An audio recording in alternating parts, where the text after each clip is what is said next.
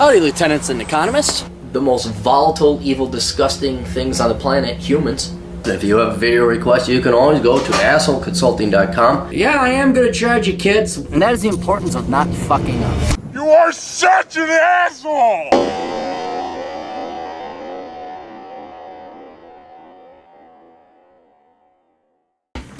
Morning, kids. assholeconsulting.com. How you doing? Hello, Clarey. I'm going by the name Vince. I'd like you to do a Clarey test on the late U.S. Army General Douglas MacArthur.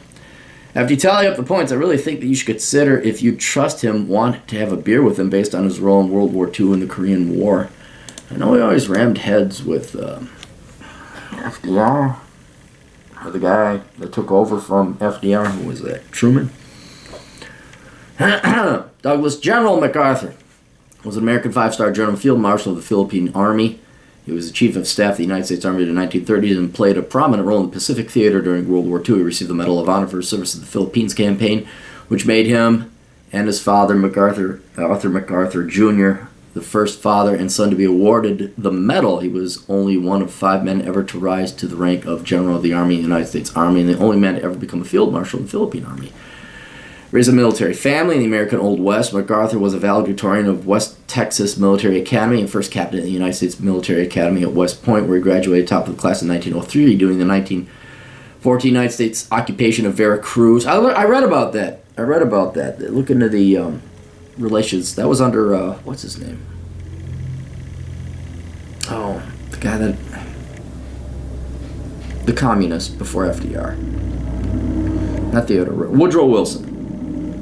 He conducted a reconnaissance mission for which he was nominated for the Medal of Honor in 1917. He was promoted from major to colonel, became chief of staff. He also hunted down the Mexican rebel Pancho Villa, I think. From 1919 to 1922, MacArthur served as a superintendent of the United States Military Academy at West Point, where he attempted a series of reforms. His next assignment was in the Philippines, 1924. Quell Escalante, 1925, became the Army's youngest major general. Wow. Wait, how old was he? So he's 25, born in 1880. 2045, okay.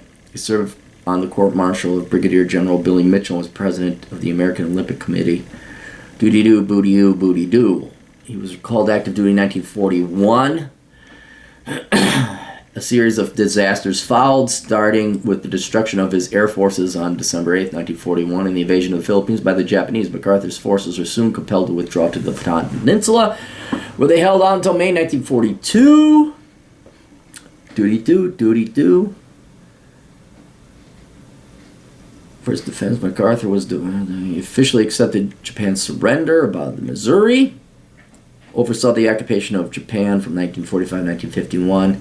As the effective ruler of Japan, he oversaw sweeping economic, political, and social change. He left that in a pretty good state. You guys may not like it, but Japan went from zero to hero, being nuked and destroyed, to world's second largest economy there for a while until China came along. He led the United Nations command of the Korean War with initial success. However, the controversial invasion of North Korea provoked Chinese intervention. Following a series of major defeats, he was removed from command by President Harry S. Truman on April 11, 1951. He later became chairman of the board of Remington Rand. Okay, obviously not born to wealth, point there. Does he have real-world working experience? Yes. Did he major in stupid stuff? No, I don't even think he majored, but he's so old. This is back in the time when college was thankfully not a thing. No wealth. No stupid degrees. No stupid degrees. Real-world working experience. And then he died in 1964, and he ended up going into the private sector. I think what do you do in retirement? Later life. 52 years of military service, good Lord. Yeah, spent the last years together at the Waldorf Towers. Part of the Waldorf Astoria, was elected chairman of the board around that day, and a salary of $68,000, equivalent to $612,000 in 2016. Swollen prostate. Visited the White House with Eisenhower. Yeah, this guy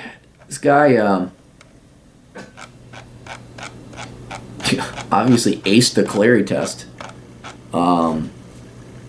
He scores a perfect score of 0. Didn't come from wealth. Didn't major in stupid stuff. Has real world working experience. And then now that he's dead, it's almost moot. But what did he do in his later? You put in that much time and effort into a career or a profession. I don't care if you go and eat chocolate all day. You earned it. That last question of the Clarey test is more for like people like Hillary Clinton or Barack Obama, where it's like, will you please just retire and go away?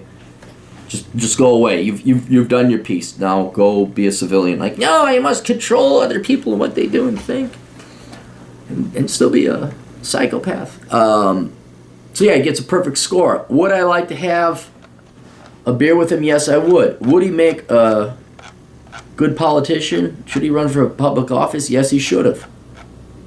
And I know there may be some issues about his arrogance and his attitude. I'd say it's purely confidence after you achieve that much stuff, that much of a military record. And kind of like Trump. I mean, you may hate Trump. I'm not a big fan of Trump. But he's still better than your average politician because he ain't a politician. I mean, politicians are worse than criminals. I would rather have a criminal be a politician because criminals are more honest than politicians. Like, yeah, I'm a criminal. I'm trying to steal your stuff. So whatever... what's the word? Insubordination MacArthur may have had. It's like Patton. Patton, got in trouble because he mouthed off and didn't do exactly what he was told and may have ignored a command or two. That still makes him better than the vast majority of pussy politicians that come from wealth and have mommy and daddy pay for everything. I majored in philosophy. I should lead the world. Those people, All right, that's it. That's Douglas MacArthur on the Clarey test. Sorry, the old captain's still waking up. We'll see you guys later. Toodles.